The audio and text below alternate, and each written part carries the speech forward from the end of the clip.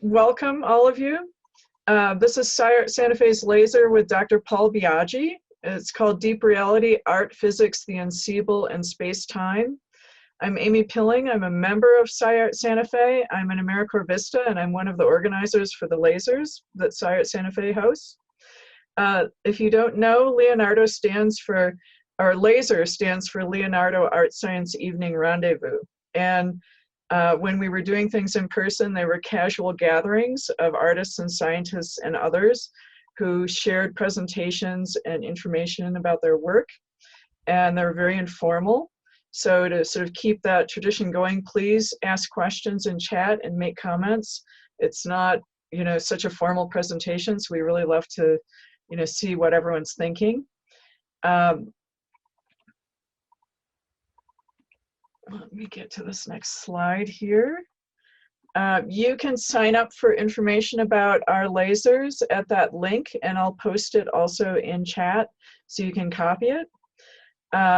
We're one of 30 organizations around the world that host these lasers, and we're located in Santa Fe, New Mexico, US. These lasers are part of Leonardo ISAST, which is the International Society for the Arts, Sciences, and Technology. And we really encourage you to check out their website if you haven't already. They have an incredible journal on, basically it's all about art science integration. And it's a very high quality, beautiful journal, and there are a bunch of really very interesting lasers held around the world.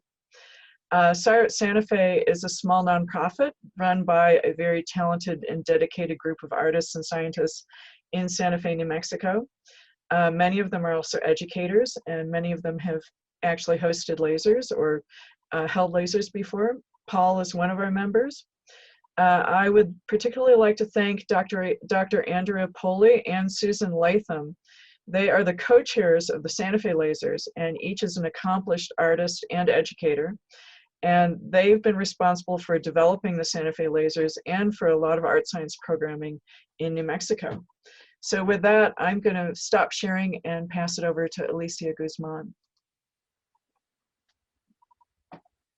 Hi friends, my name is Alicianez Guzman, and I'm also with SciArt Santa Fe. I'm so happy that we have so many people joining us today from all over the world. We're here in Santa Fe, New Mexico, and I just would like to acknowledge where we are, Santa Fe, which is ancestral Tewa land or Ogapoge. It's also called White Shell Water Place. I'm so happy to be joined with Paul Biagi, and I just want to begin by introducing him as well. Paul began studying drawing, painting, and dancing when he was a graduate student in physics in the late 1960s. After completing his doctorate at the University of Colorado, he taught college-level math and physics. He pursued his interest in art while teaching for over 45 years and took early retirement to paint and draw while continuing his studies at the Santa Fe Community College. He then went on to complete a post-baccalaureate program at the Maryland Institute College of Art. Biaggi has been represented by both Vivo Contemporary and Reflection Galleries. So with that introduction, I'm so happy to welcome Paul here today to talk to us today about his deep reality, art, physics, and the unseeable and space-time. Thank you so much, Paul. Okay. So, hello, everyone, and I'm going to really just talk as I show my slides. Let me switch.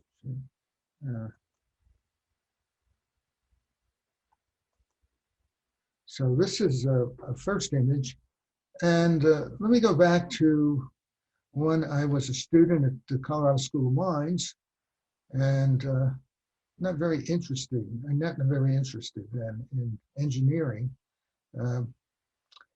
but somewhere in my sophomore, junior year, a grad student came down to teach a course in contemporary physics. And he began introducing us to relativity, general theory of relativity, special theory of relativity in particular, and quantum mechanics. And I was enthralled. I was enthralled because he he said a couple of things. You have to imagine I was about 20 years old, and most of the students in that class were 20 years old. And one of the ways he introduced himself, he said, "I'm only good at two things, making money and making love." So as a 20-year-old, we were very interested at that point. But when I got into the quantum mechanics, it just completely threw me. I was just taken, and I had a real experience with it. The only way I can explain how I felt was that it made my teeth ache. But looking back on it now, I realized that I was really enthralled by the mystery and by a yearning to get closer and really understand what was going on at that deep reality. So that really began my interest in pure physics. I eventually left the Colorado School of Mines, went up to CU and began pursuing a degree in physics, went on for my doctorate. Meanwhile, as I was studying my doctorate, I became interested in painting and drawing and dance. Dance, I became interested in that as I was doing my thesis. I would say the reason I was able to get through my degree was because of the dance. It gave me the release and the expression that I needed. But I also began drawing, and eventually, when I began teaching at various colleges, I was able to take classes. So I just took classes during that time. But this picture here is a metaphor for what I call quantum waves. And as I say, it's a metaphor. Most of my images are metaphor for physical processes. These are processes that really cannot be seen, at least because they can't be resolved within the wavelengths of electron microscopes or any other kind of microscope, optical microscopes. So these are just, as I say, they're almost symbols. And I think a lot of my work is really kind of like science fiction art, not science fiction art illustration, but work that's coming from inside of me. A lot of times I really don't know what I'm painting. They're very intuitive. I have a dialogue with the canvas. And as I began working, the images begin appearing. And at first I really might not know what they're about. Eventually, as I began looking at them, I began seeing something that reminds me of something, and I actually can start giving them a title. This is a metaphor of distant waves 2. The first one was metaphor of distant waves 1. Quantum mechanics is a real mystery to us because these waves indicate all kinds of states that a particle can be in. It can be in many different states at once, depending on the situation that the particle was in. And what happens is that as the wave approaches, the way I think about it, as the wave approaches R now, this is my new model of what happens, the wave function collapses and all these possibilities turn into one actuality. And now there's various interpretations. We really don't know why this happens. Our mathematics doesn't show it happening. We have the mathematics for the waves. We know how particles behave, but that transition is a mystery to us. There seem to be about 12 or 13 different interpretations. Okay. Now, this process of the wave becoming a particle is what we call decoherence. The wave decoheres, it breaks up, and the particle somehow appears. This is a picture I do. Later on, I realized it was about that I painted, and later on, I realized that it was something about that process. I don't quite. I have my particular ideas about it, but again, it's a real mystery. One of the things that attracts us to quantum mechanics. This is an image of what I call a quantum. Paul Hewitt, it's not Hewitt. Anyway, one of the writers on quantum mechanics thinks of the particles that behave this wave particle behavior. He calls them quantums. So they could be electrons, photons, which are light particles, protons, various subatomic particles. This picture here is a picture I painted, and for some reason these 4 different objects began appearing when I read a study on Dirac's theory of the electron, where he actually discovers the anti-electron or the positron, which is an antimatter particle. He comes up with 4 different states from his mathematics. What Dirac did was he took the Schrodinger's wave equation and he added a time element, so the time element acts the same as the space element, because in relativity, space and time are considered just part of the 4 dimensions. So he came up with these 4 different descriptions for the electron. I didn't realize that when I painted this picture. Later on, when I went back and read his work, or about his work, I then realized that this might have been my metaphor for what was happening with the electron. And then, during the same period, I came up with just different ideas of what the electron is. The electron is really, there seems to be some central core. It seems to have no dimensions. We have no volume at all. And yet it's surrounded by a cloud of what we call virtual particles, mostly photons.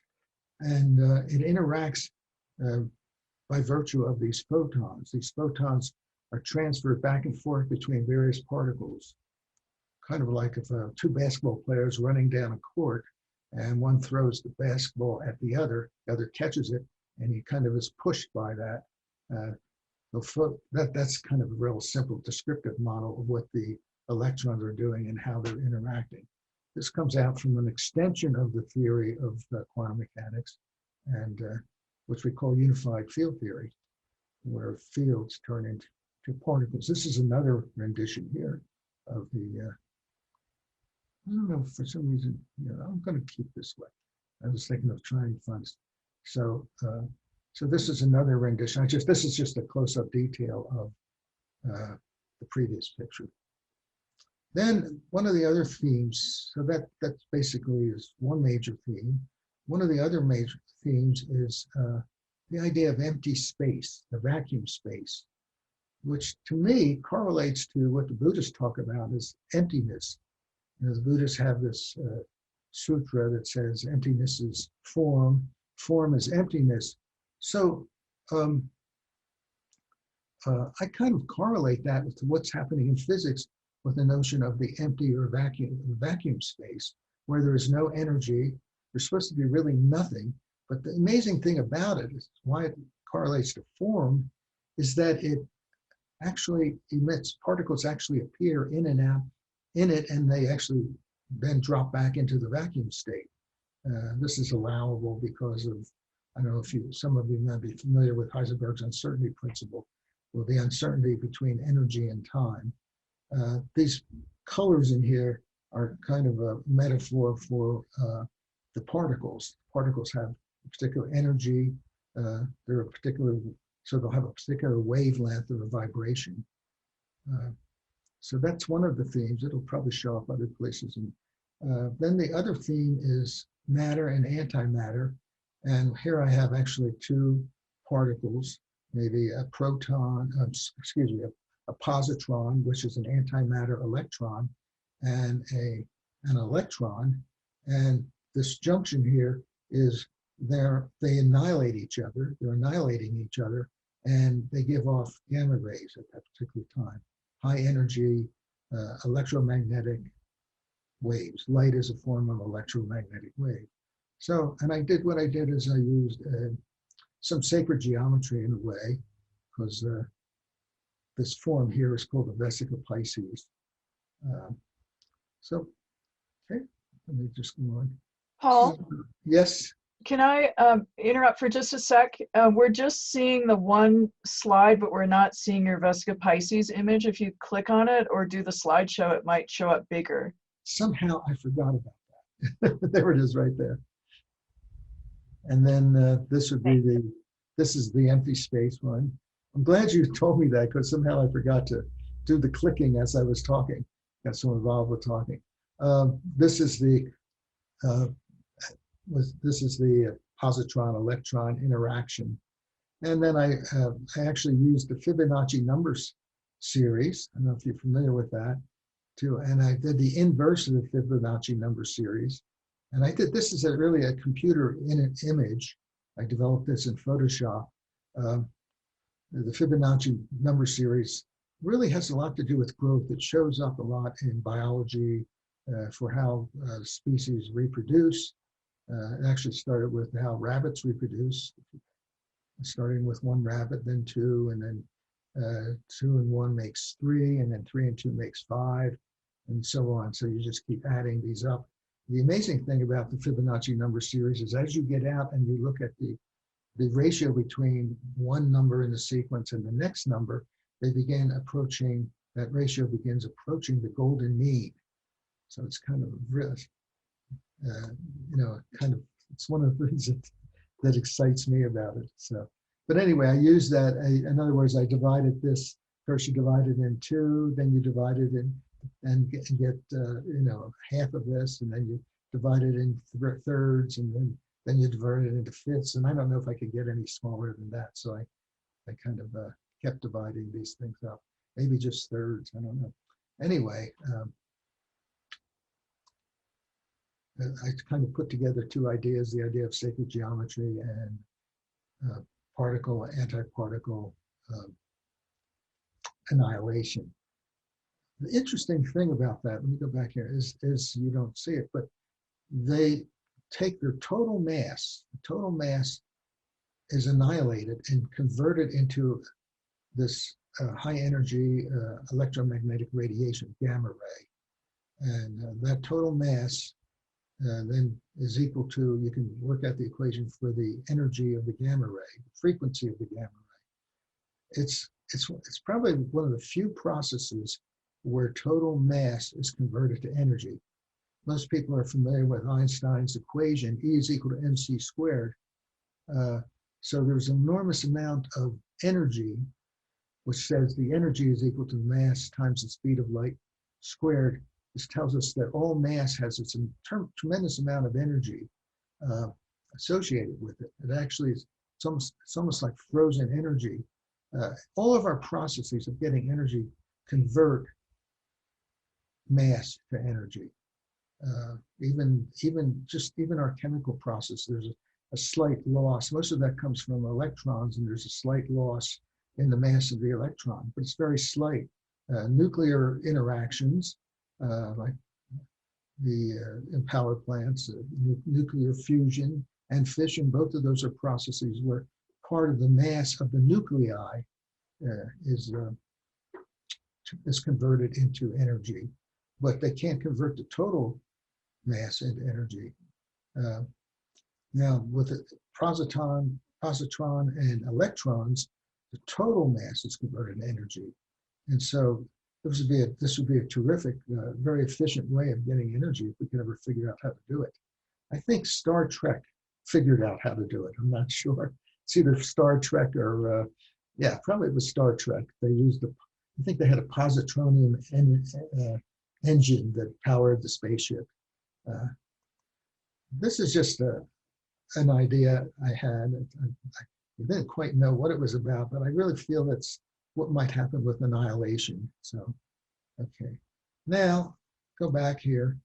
I started thinking, I portray this picture here as a, very, very dark. So the empty state, the zero energy state, or the vacuum state, there's various names for it. I thought of initially being very black, because absence of light, all that sort of thing.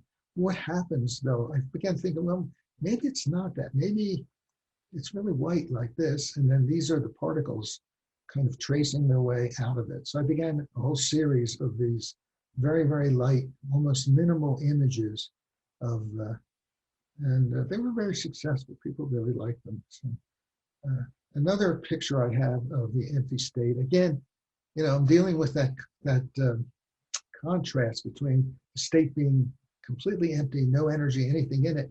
And yet there seems to be something in it because these, what we call virtual particles, keep bubbling in and out of it. So I just drew this. This was something about the structure of the empty state.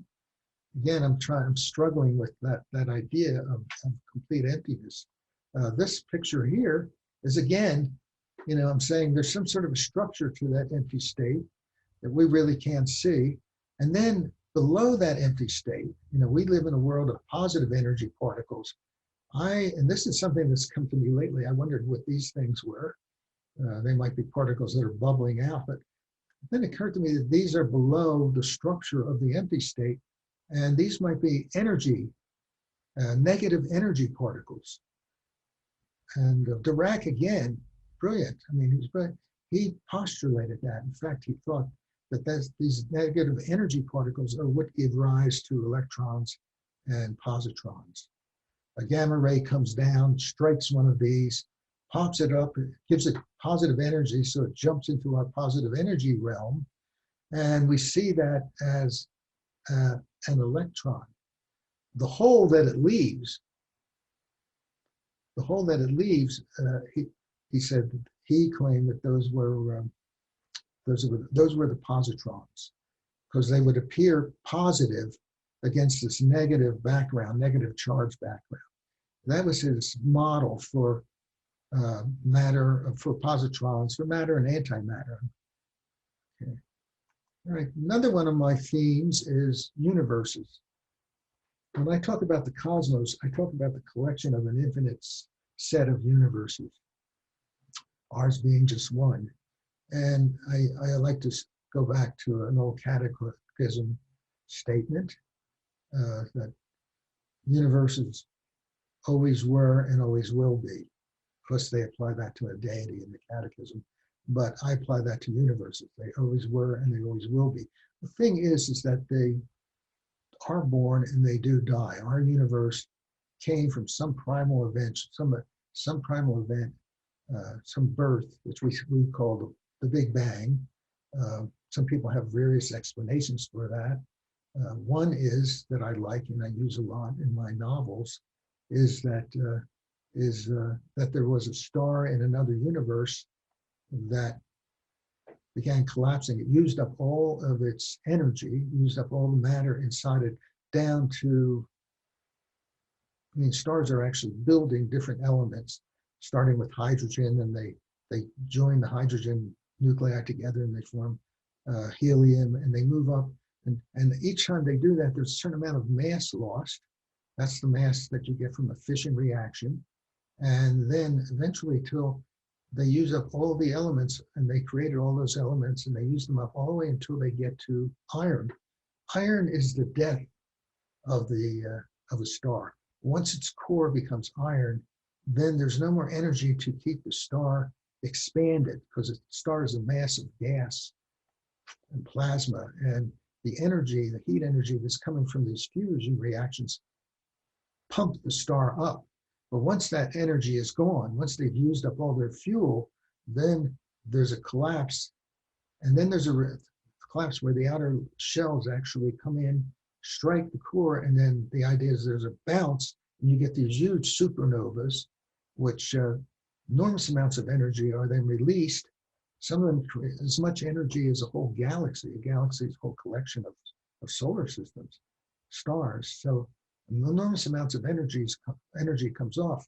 Meanwhile, the core has nothing to keep it up. So what happens? It begins collapsing, and it begins squeezing all the matter down into, actually it can go all the way as far as squeezing it into a zero volume. And actually, according to some people like Smolin, wrote a book called Life of the Cosmos, that volume then pushes out and creates more dimensions, which would be another universe. And his notion is that that is how our universe was created. So I use that in my book, The Dancer from Beyond, of a being who goes through that process in the star and comes into our universe. But anyway, this was called parallel universes, because if you could really see the type here, you can see these are actually collages from Scientific American, and there's actually some type in here. I can't see it right now. Here it is up here, called parallel universes. You know, I'm wondering why I was able to get a much larger image. Paul, Yeah, I think you can go to the slideshow tab on top. yeah, that's where I You went. start slideshow, and I think it'll make the images bigger, but then you'll have to go through by arrow to move forward and backward. Yeah, well, I have it on slideshow, but this is what I'm getting. If you go to the left under home, there's play from start. Okay, I think I'm going to just leave it this way. Okay. Okay. Because I like being able to see them off to the side and know what I'm clicking, you know, what's coming up next. Okay. So, even though you can't get the full image. Okay. This is another picture. I mean, you can't see it as clearly is what I should say. This is another picture. And this, I realized later on as I was trying to show the cosmos, the whole, the collection of universes. Sometimes I call this the cosmic tree. One other notion is that is that there's somehow it's a quantum mechanical or higher level process where suddenly you get an expansion of a particular region, and that becomes a universe. So it's kind of a probability. You know, all of quantum mechanics works on probabilities, certain probabilities that things are going to happen. So there's a probability that there is this expansion of some core, some element in space-time, and that expansion then becomes a universe. And that expansion we would also see as, it's called the inflation theory, actually. They call it, it's an inflation. That expansion we would also see as the Big Bang for our universe. Another picture I have of, you know, I'm very fascinated by the idea of cosmic trees, and so it would look something maybe like this. This picture here, actually, I did when I was at MICA, Maryland Institute College of Art, and I began working with the clear gels and spreading them. And you can see almost, if you look down here, you can see it looks like almost some sort of a planet. There's all kinds of objects. I began working in layers. So almost clear layers, glazes, which you would call them in classical in painting. And I spread them with a spreader of some sort. I should have brought them with me, I didn't. Anyway, if you look beyond the surface, which what I get then is a number of different surfaces and of transparent or semi-transparent layers, and you can actually see objects beyond this surface here. Now we did I was in a show at one of my galleries. I'm trying to think of the name. Somehow the name is eluding me at the moment. But and the title of the show was The Universe Next Door, from an E.E. Cummings poem about the universe next door. So I called this The Universe Next Door is Closer Than You Think. Then I did another one, and again, this came years after I painted this, the title. Then I did another one, and if you look, you can almost see faces in here, all kinds of things. It's as though you're looking through our universe, the 4 dimensions of our universe, into the dimensions of the other universe. The thing is that these other universes could be right here, right among us right now, but since we're 4-dimensional beings of space and time, we can't experience them. We have to go into higher dimensions to be able to experience them. That's an idea I have anyway. So this one is called, the first one was The Universe Next Door. It's closer than you think. This because you can actually see almost figures and faces and that sort of thing. This looks like a mouth here. And I call this The Universe Next Door. It's even closer than you think. So I like to play around with these ideas. This one is just an idea of portals, that there might be portals from one universe to another. Somehow maybe we'll discover this one of these days and we'll be able to move back and forth. And I forgot to turn my phone off. Sorry. I was going to turn my phone off and I never did. Okay, these things happen. All right, this one, I think it's an idea of just what the cosmos looks like. All right. This one is hanging in an annex of the physics department up at CU up in Boulder, Colorado, University of Colorado. And again, sometimes I change my titles. This was first called just energy fields, and then I eventually, for a while, I began thinking about it. And to me, it began representing the energy fields inside an atom. The atom has these fields, these electromagnetic fields moving back and forth. The positive energy of the nucleus, and I sort of show this nucleus as very, not a real definite thing, but it's to indicate that it's kind of a probability, and that then what happens is that it has a positive attraction to the negative electrons. So, and that's what really holds the atom together. It's that electromagnetic force between the proton and the electron. And I just sort of imagine this as various fields of energy that are acting inside the atom. So I retitled this as the inner field. Fields are really important. They were discovered around, talked about around 1800, in the 1800s. Faraday, and then Max Faraday actually was a great experimentalist, and he showed how magnetic fields could create electric fields, and electric fields would create, I don't know if he had electric fields creating magnetic fields, but if you move a magnet near some circuit where there's a meter attached, you'll actually see the current. They're very magical to me, because we don't know, when we take an electron or some charged object, it does something to the space around it, which we call a field. So when another charged object comes into the vicinity of that field, it feels a force on it. If it's another electron, it will feel a repulsive force.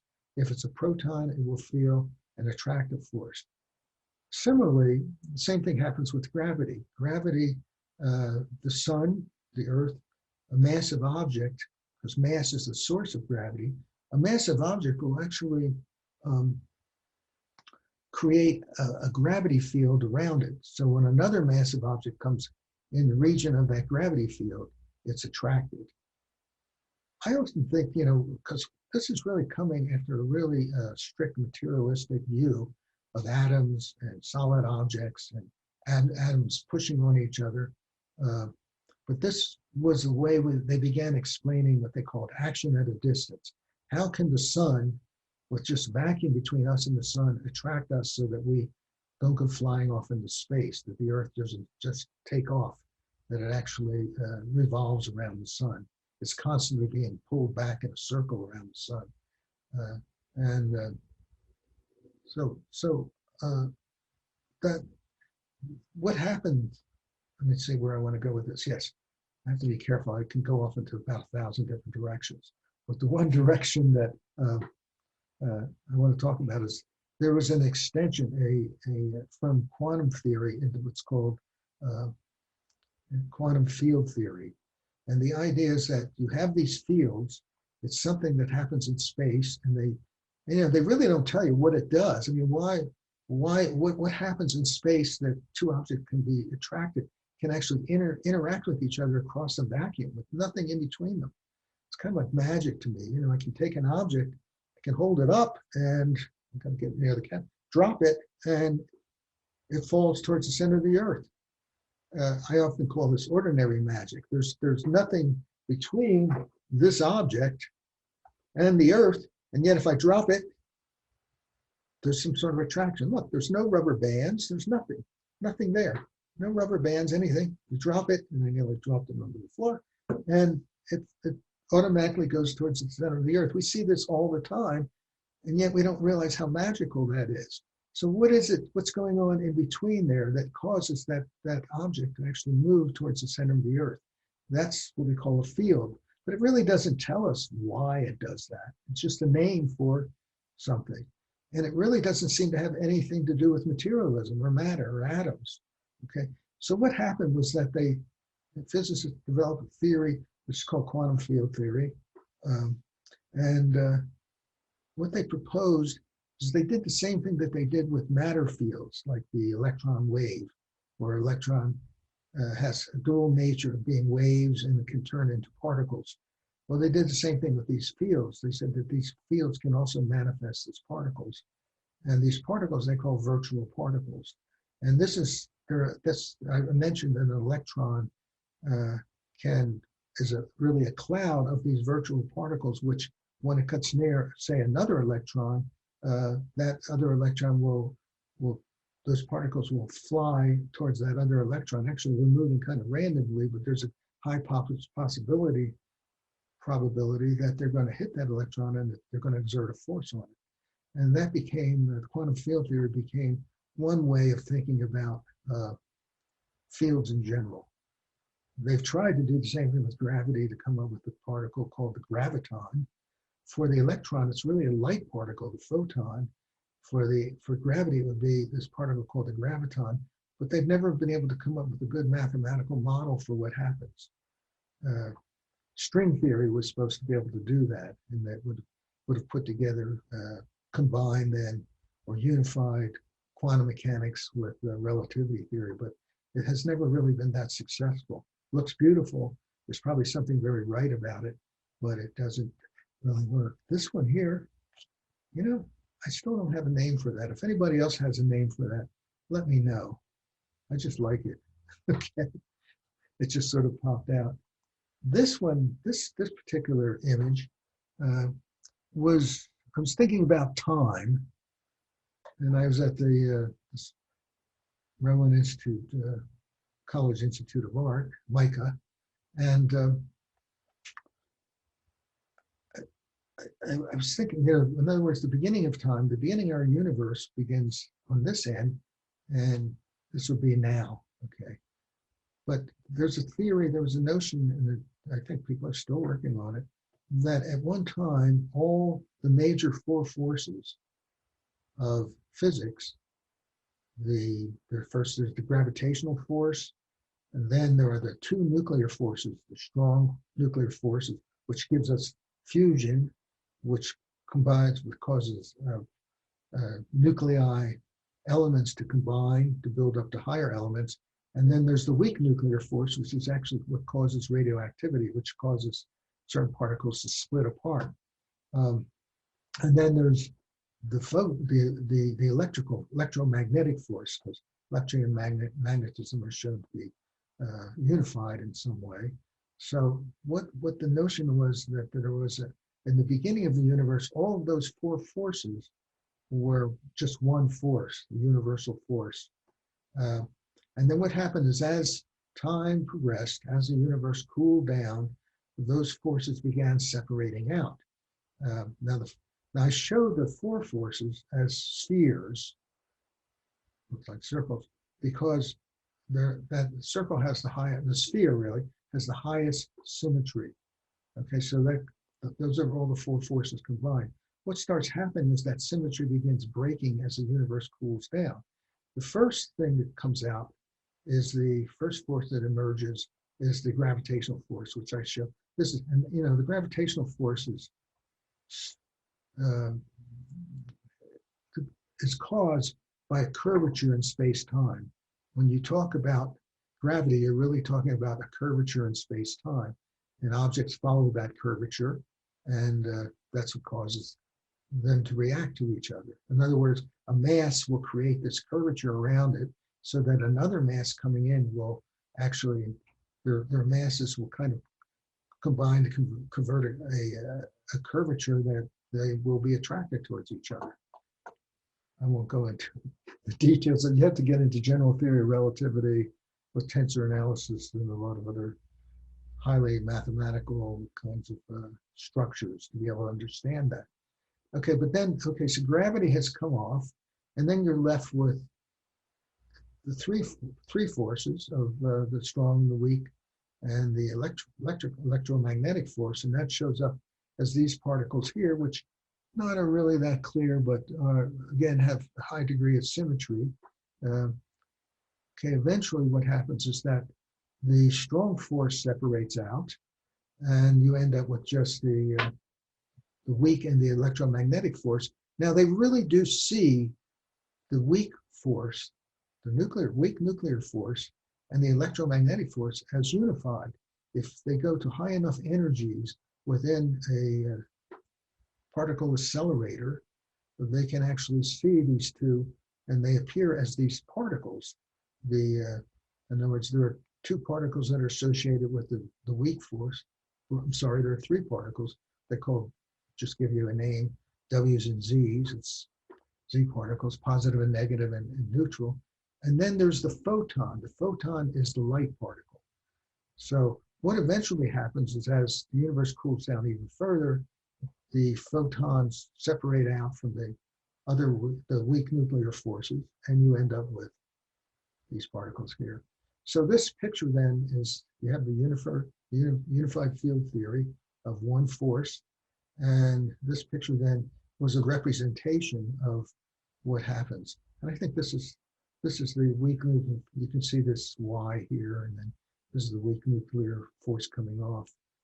And then this is the electromagnetic force. And this really was a study, and it might be interesting sometime to really do this in a little more detail and show clearly the various symmetries, the various shapes that would indicate the symmetries. But that's a model that we have, and talks a lot about space-time. And where are we here? Again, I go back to the empty space. Again, this is a computer image I generated. The more I think about it, the more I think that it might have something to do with field theory, but I'm not particularly sure at this point. At any rate, you can see it. It's really about having a dialogue with these paintings and trying to understand. These paintings are coming from somewhere inside me.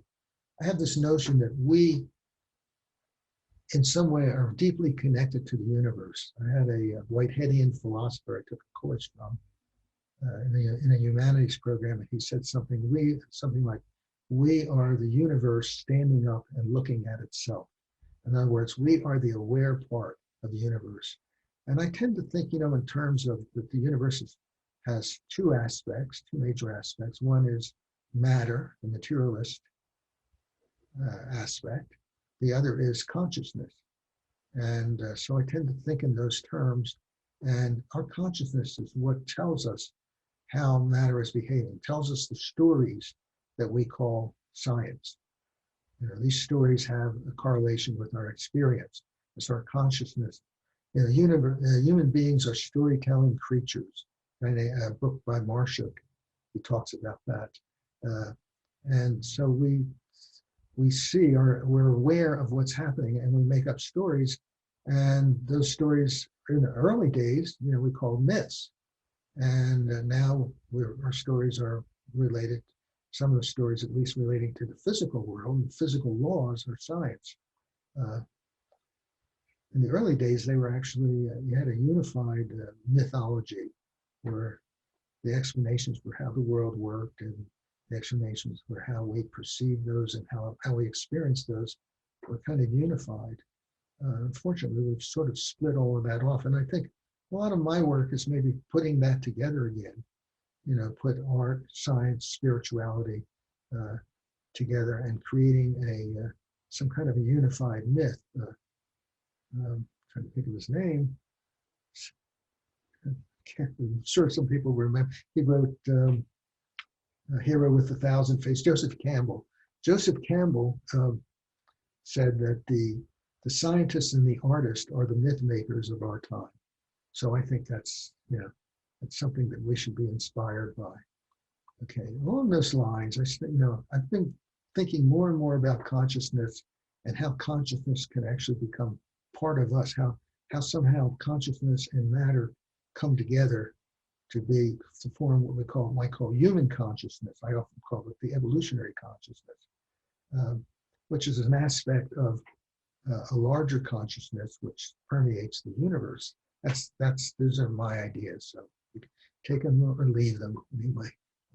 But I began thinking about how we perceive, and that somehow what happens in our consciousness as we look out into the world, we get these images, and these images are eventually going to turn into more, well, maybe into objects, the kinds of objects, the way we experience objects, matter of the universe, or other people. This is I call these proto-conscious, or I'm trying to think of this term, but they have to do with the fact that our mind is beginning to form these images. And this is a proto-woman in a way. So there's a face here, the figure of the woman. And these are done with just small pens. Can show you. This one being, I think I have one there. Yeah, this is a pen here. Where's it? There it is. I have to get it near the camera. And it's just it's an interesting thing. And I just really work with just drawing very, very fine lines. Just keep going and going and going. I started these off as a meditation where I took a pen and I just began scribbling. And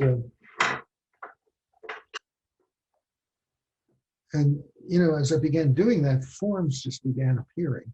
So it's kind of like automatic writing, it's automatic drawing. But eventually, some of them I began looking at maybe an image. I have some images. I did a lot of figure drawing, so I took some of my images from figure drawing, from life drawing classes, and in art school, and some of the life drawing we just do as a group, at least before the virus. And so I began just letting it go, looking at the image and letting my pen go. And, just you can see that it's built up in very, very fine images. Takes quite a while for something to go. This one is really large. I mean, framed, it was something like 4 by 5 feet.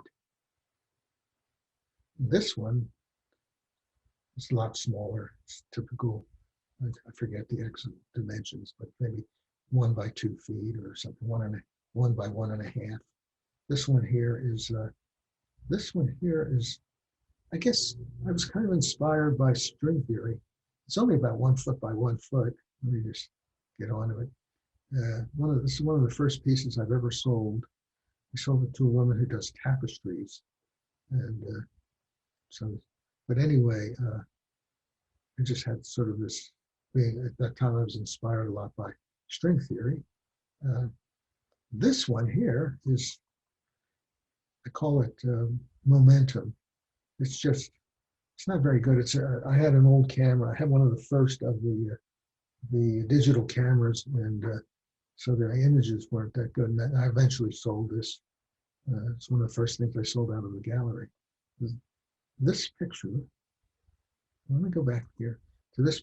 Okay, what happens also? Another speculation that a lot of physicists, and it's really become part of physics, what people are looking for, what people are looking at, and of course you can't see it, is that if you get to really, really tiny dimensions, I mean, billions and billions and billions of times smaller than, say, a centimeter, which is about this big, if you get that, if you take this, break this up in billions and billions of pieces, and get down to that small, that space becomes discrete. That, in other words, it has a structure.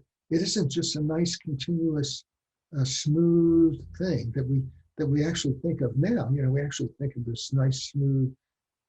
I won't say it's flowing, but it's there. You can move from one space to the other. There's no gaps,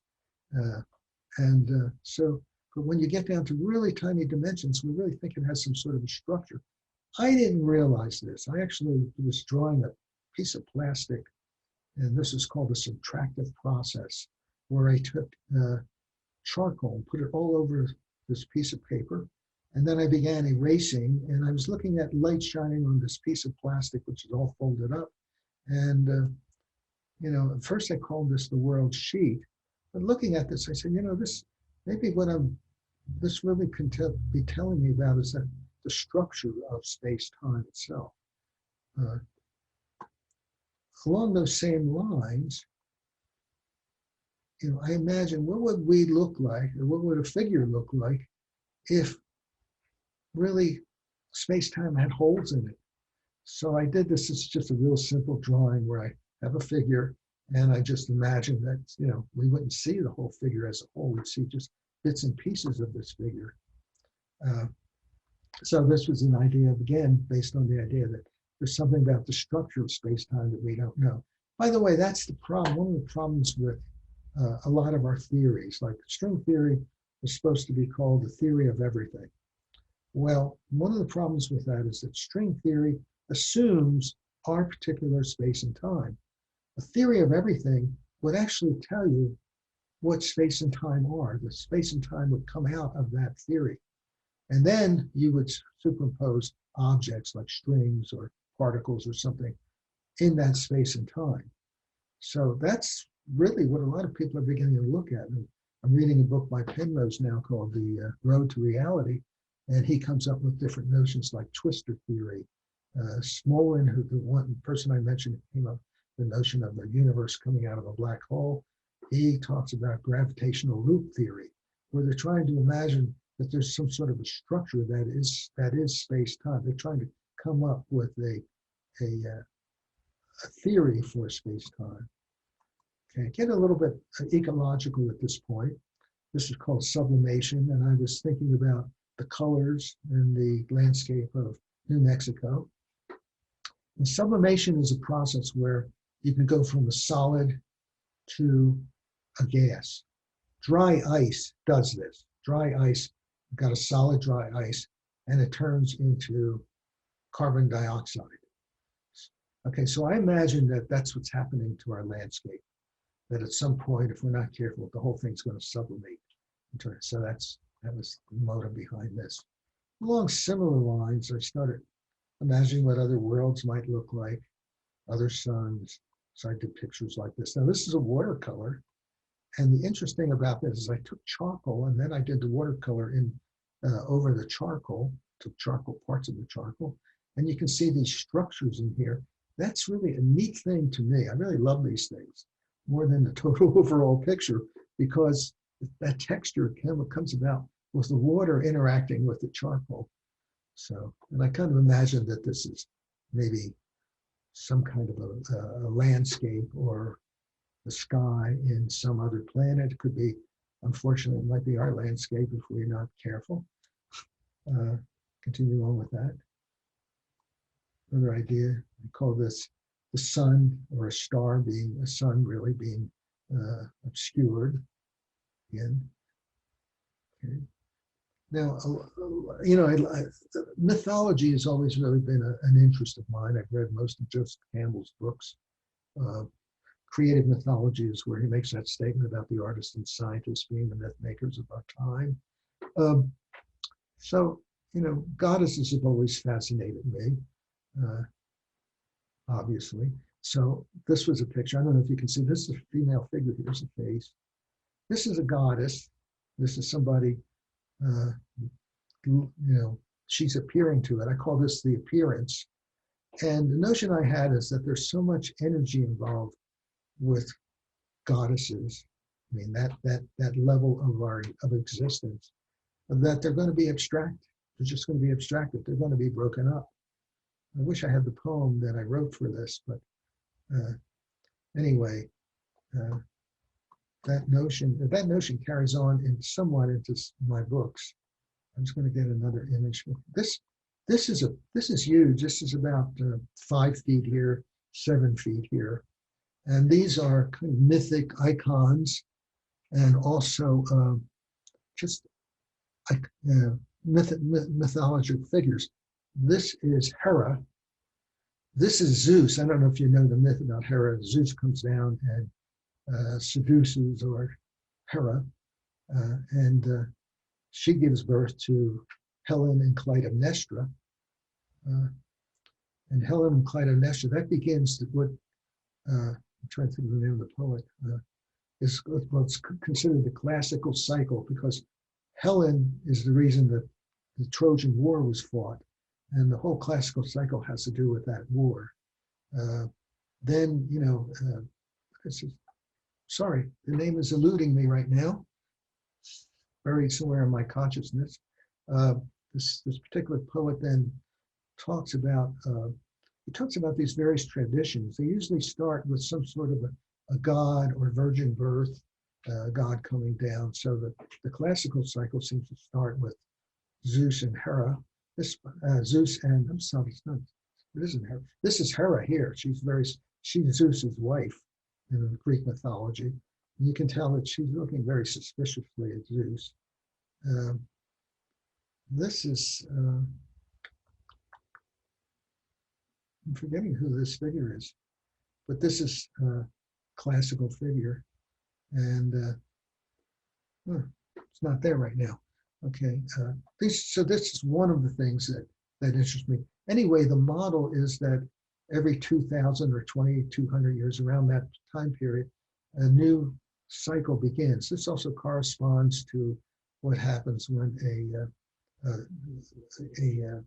a constellation moves. Actually, we're seeing a progression of constellations every around 2,200 years, where you move from one constellation coming over the part of the zodiac, rising with the sun, and then 2,200 years later, another constellation begins rising with the sun. This has to do with the fact that the Earth's actual axis is actually rotating, is actually wobbling. The Earth is wobbling on its axis, so that the North Star actually changes.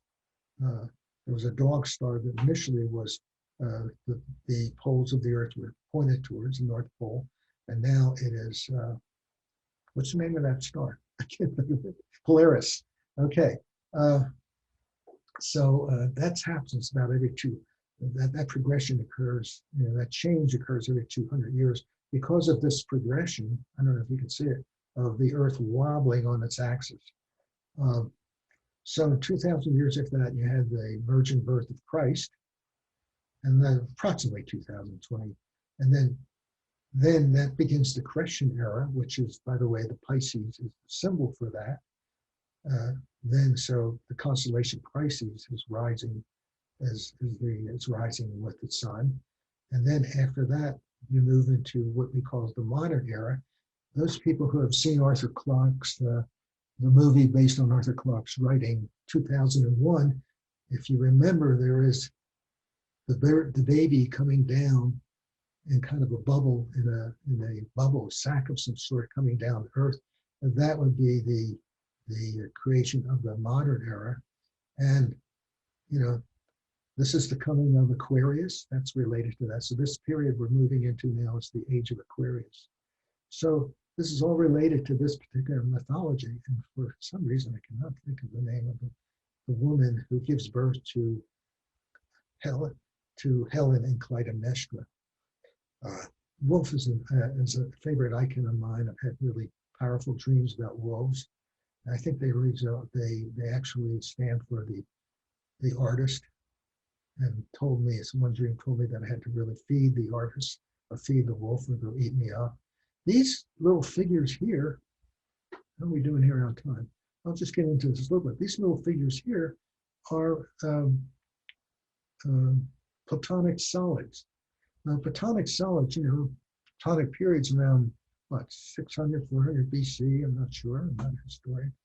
But these were found in England, and they're in a museum there, and there are the 5 Platonic solids, the dodecahedron, the icosahedron. Okay, there are 5 of them, and they are just little small rocks that were carved into these shapes, but they date back to around, if I remember right, 1200 BC. So it's really interesting. There's probably a lot going on in that period. I mean, they're not supposed to have been really discovered until around, or talked about until 600 BC, but here they're appearing about the time of Stonehenge. Okay, and the snake, of course, is the feminine symbol, which, if you look at, because the snake actually it's a symbol of rebirth because of its shedding its skin and emerging from its skin. So it's very important to me, a very important mythological object. and appears, of course, in the Garden of Eden. It's interesting.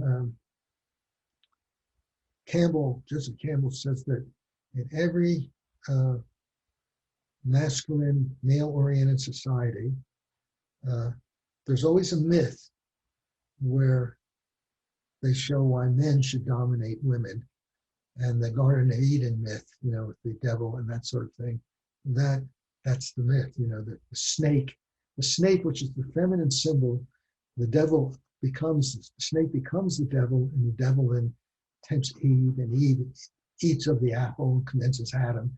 And that's why we're having all the troubles we have now. I guess I can't resist saying that's probably why we have Trump right now. I'm sorry, but I had to say that.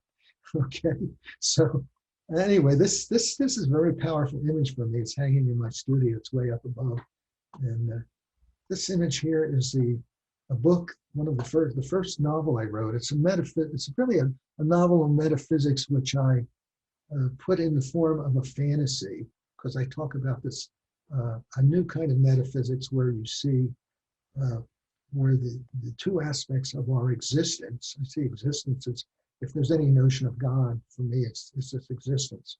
It's all right here, But existence has two major aspects, and one is consciousness and the other is matter. And she comes out of the now. This is where I got that model about time and quantum waves, because she can, in the now is where everything happens at once. I guess in the Hindu philosophy, I think it's Hindu philosophy, you have what is called the Akashic record. And so it's a realm of our universe. And she can go into that, and she can go into a trance in a way. And being in that realm, she can see the future and the past. The past is fixed, but the future is constantly changing, just like a probability wave. That's why I say the waves of the possible crash on the shores of the now. And as these scenarios, she's seeing these scenarios occur in the future, but they're constantly shifting and vibrating and going back and forth. But as they approach the now, they become more and more fixed because they're not as influenced by so many things. In the past, in the future, far future, there's many different kinds of influences, forces that are going to affect them. As they move closer to our now, they become less and less. There's less and less influencing them, so they become more and more fixed. They're still changing. As they come really close to her, she's able to see what's going to happen in the near future. And from that, she's able to help a particular group of people who've been enslaved by a mega corporation and fundamentalist religion. She's able to help them escape. I'm giving the story away. But, I wrote another one after that, and which is a sequel to this, which is called The Dancer from Beyond. And it's about this being coming out of a star that collapses into our universe and following our universe until the Earth evolves. One of the things I talk about with consciousness is that consciousness does not follow the physical laws. Maybe the myths and rituals seem to have something to do with consciousness, but the physical laws like conservation of energy or those sort of things don't seem to apply to consciousness.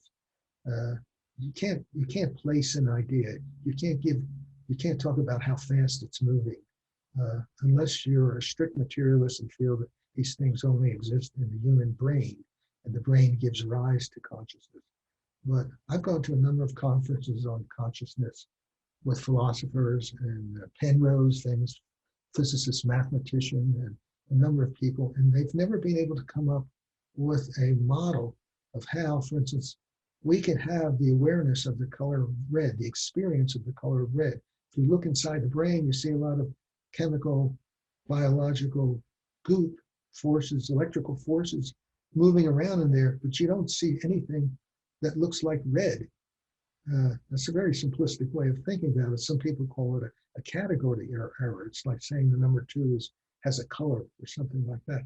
They just don't seem to go together. They don't mesh. So I really have, and there are a number of people who, Whitehead was one person, Elemental Mind. But anyway, he a number of physicists are taking the notion that consciousness is another element or aspect of the universe. Okay, that's pretty much all I've said. Are there some kinds of questions or something? This is pretty much what I want to say anyway. Is there a chat somewhere? Somehow I'm not seeing it. Let me see, go up here. Maybe I'll turn off the sharing. Stop share. Okay. There are some questions in chat, Paul. Okay, so what I do, just click on chat? Yeah. Here they are. Okay. I had a very good morning from Darwell County, in Australia, Darwell County. Okay, Paul Biagi. I am a physics professor at the University of Colorado. Paul's alma mater, yes. The department proudly displays the beautiful artwork you gave to CU Physics when I was chair. Well, thank you, Paul. It's really good to hear from you. I'm glad that you got this announcement.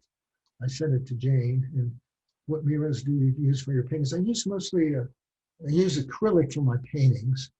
Acrylic on board. I'm starting to move more to canvas. And as I say, I use acrylic with certain gel mediums that give me a kind of transparency. Can you put the image you were talking about up on the screen? Thank you for that reminder, Amy. I think I did that, I hope I worked it out all right.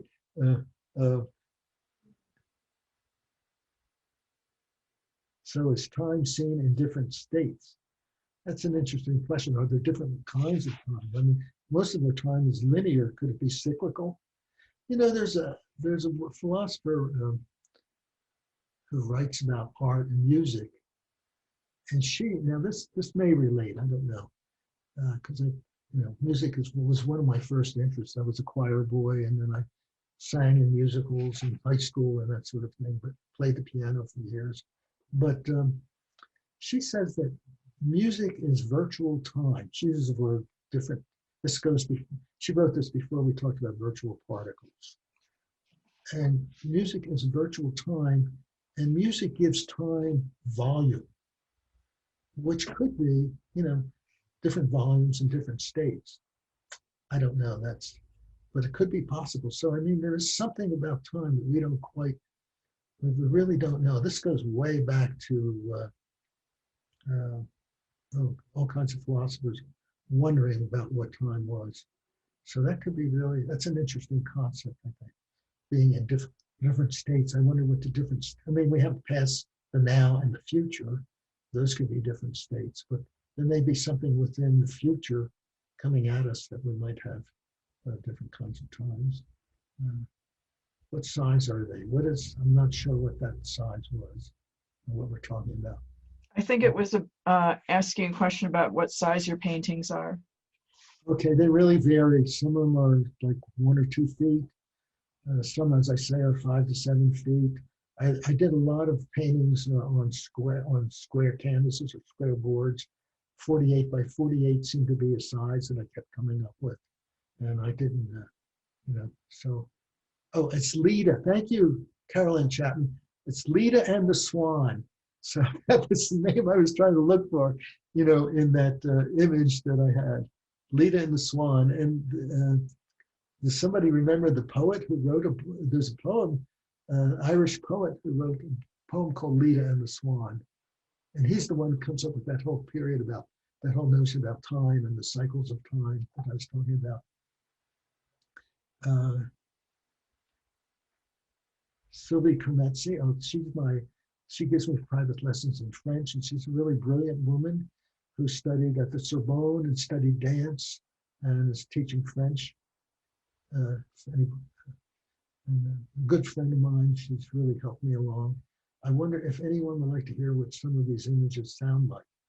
I would love to put, one of my ideas is that I would take these images and turn them, I'm having trouble with this because I'm taking a course in 3D animation. I would like to animate them, and then I would like to have music associated with that. Because I think, and actually, I know that I can't do that. I don't think I can do it all. I just, I would like to have some composer come when I get this, if I can ever learn how to do 3D animation, I would like to have some composer come and actually put a soundtrack to it, a musical soundtrack to that.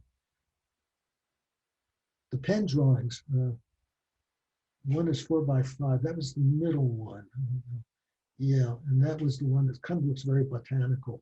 The female figure is about maybe 2 feet. It's typical page size, not a typical art page size. I'd say 1x2, something like that, or 1.5x2. Roger Penrose, yes. Paul Biagi, major influence. She had Nobel Prize in Physics for his mathematical physics work on black holes in Einstein's general theory. This year's prize, I'm so glad to hear that. You know, I have to say, in reading his book, The Road to Reality, I understand maybe 10% of it. The mathematics is way beyond me. He talks about bundles and threads and bundles, and there's a lot of topology. And so as I'm reading it, and then I sort of check things off and I say, I'm going to study this a little bit later. I hope I have enough time in my life to be able to do that. Here's the theory, Karen Blah in to Paris. This theory of nonlinear dynamics is set encoding could be modeled with systems with a lot of saddle node attractors. So saddle nodes, the attractors are something that appears in chaos theory. It's kind of systems. Karen might be able to explain this better, but it's kind of what will happen as, if you have a chaotic system that kind of moves towards some sort of attractor, and they move in and out of it, a particular state. I've always wondered what that might imply about consciousness. Really interesting question. I mean, are there attractors in consciousness? Maybe that's what myth is about. Maybe myth tells a story. Maybe these stories are some kind of attractors. I don't know. Really interesting question. Consciousness is really something I'm thinking a lot about, and which my books are about also. What is your method of meditation that opens you to see and hear this information that inspires you? Well, I was in a program in Buddhist meditation. I can't think of the name of it right now, up in Boulder, Colorado, when I was in Boulder, and in Denver. I go there. So I tend to use Buddhist meditation where I start off focusing on my out breath, and I notice that my mind is very busy, so I concentrate. Something tells me, there's that observer that tells you when you're meditating that you're off track. So I have this thing, as soon as whatever that is in me tells me that I'm off track, I think it may have to do with my higher consciousness. Whenever it tells me, I then say thinking and go back to my breath. I can constantly do that. I'm trying at this point to maybe get to a point of empty mind, but not very successfully. I'm just too neurotic or too busy. My mind said, now I can do that. I'm not sure. Gary Nelson. Gary was responding to your idea about doing animation and music or sound with your pieces. Well, I'd like to talk to Gary about that sometime, so I could use some help there. I noticed that my energy is sort of diminishing year by year. So frequency of color light could be translated to sound frequency, right? Because they're both vibrations. One's a vibration of the light, it's a vibration of the electromagnetic field, and sound is a vibration in matter, and it could be in water, but also in air, an air vibration. Yeah, that would be really fun. That would be fun to actually, so you hear the composition as you move over the work, exploring it maybe. Okay. Oh, here we go from Karen. And that was Janine Kristonen. Okay. Saddle nodes are nodes where some directions attract and some directions repel. That's Karen Blah. Paul Biagi again. Your image of the smallest scale is called the Planck scale in physics are fascinating. Number 31 with the surfaces evokes what is called N theory, which is what is supposed to be behind string theory. is often called quantum foam, which appears in my slide 13. That's, yes, yes. You know, it's interesting. I also, I have a book of poetry and images called Membrance. You know, if you go to Amazon, I think these books are all under my name. There's 3 books. And I use the term foam all the time because, you know, with our discoveries of, and it's something that interests me, is dark matter and dark energy. It turns out that our physical, the material stuff that we're made of, is really what? Paul might be, I think it's like less than 10% of all of the stuff in the universe. And some people have talked about it as though you have this ocean and there's this foam on top of the waves. And that's what we are. We are foam. So we're foam, okay? And somebody says, Gary says he's got some sound queued up. Thank you, Gary. Has anybody whose name I didn't, Julie Tregagel, she's the one that asked about meditation. Karen Blanc, Paul Biagi, Monica Herber. I don't know if I'm pronouncing these names right. Could give it. Monica Herber. Where is she? There's Gary. Monica has another comment down at the bottom. So I missed something new is happening. Guess what? I just got, it's actually Sylvie Kremetzi, who appeared, thanked us for being able to attend this. She just put me on to Joe Dispenza, Becoming Supernatural. And I've started reading it. And I'm about into the 4th chapter now. So at a certain point, and it has a lot to do with meditation. Actually focuses on, so this is from Monica Herber. Check out Joe Dispenza for meditation. Actually focuses on feeling, perceiving space as in presence versus breath. I see it as very relative what you were talking about, the universe within. Yeah, and I'm working on that. I really am. That's really, okay. I don't know, have I skipped anybody? I think I've covered these people. I think you've responded to everyone, and we can copy the chat. And Yeah. I guess if anyone would like to be in touch with Paul, you could, you know, message him directly, and, you know, get him your contact information. You might, I don't have the site. Will I have my site information? I'm going to put it in here. Amy just helped me last weekend get a site together. I had one and it kind of collapsed, and then she helped me put it together, and thank God. So now I have a site, and it's real simple. It's I call my studio Studio Biaggi. After my name, Biagi, Studio Biaggi. So the site is Studio Biaggi, one word, .us. Really simple. So, And the link is in the chat. and the link is in the chat. Okay, well, thank you. There it is. Naming Pilling to panelists. Can everybody see this chat then? Does everybody see it? Yes, I think everyone can. Okay. Well, thank you, Paul. That was amazing and just fascinating too. So I feel like I could do a lifetime of study just off of this one laser. I really want to thank all of you people for participating and being with me. I just really enjoyed doing this. It was fun to talk about my work and about the ideas behind it. And I find it really inspiring to be able to. And I thank you so much, Carolyn Chapman, for Leda, for telling me it was Leda.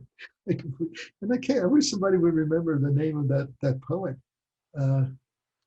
famous Irish poet. Very good, wonderful poet, very visionary.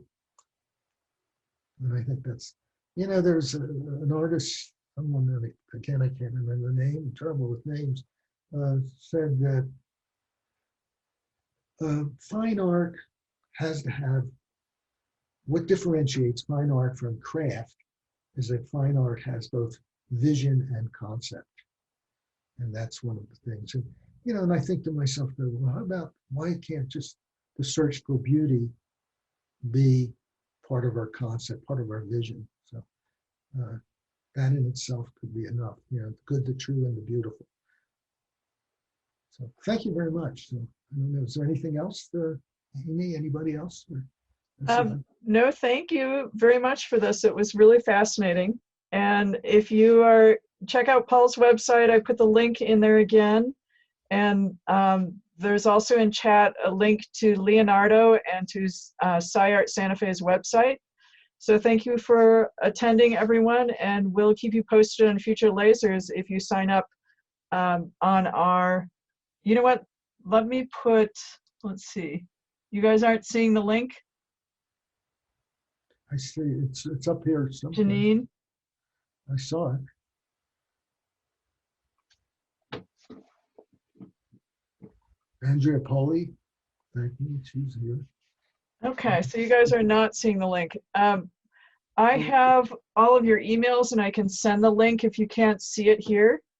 Or hang on, let me go to it. And we'll share the screen. Here it is right here. Okay, but I'll let you. Okay, there, yeah, okay. And there's this contact here where you can contact me. And I believe Amy said that that goes to my. So studiobiaggi.us. And there is my quantum wave breaking up, whatever that is. I love these ideas. I really love these ideas and playing with them. So I think this adjourns we went over, everyone, and I appreciate all of you staying with us, and it was fascinating. Thank you, Paul. We will have a recording for this if you'd like to share it later or visit it again. And thank you all again, and thank you, Alicia, and Andrea, Dr. Andrea Poli, and Susan Latham, thank you.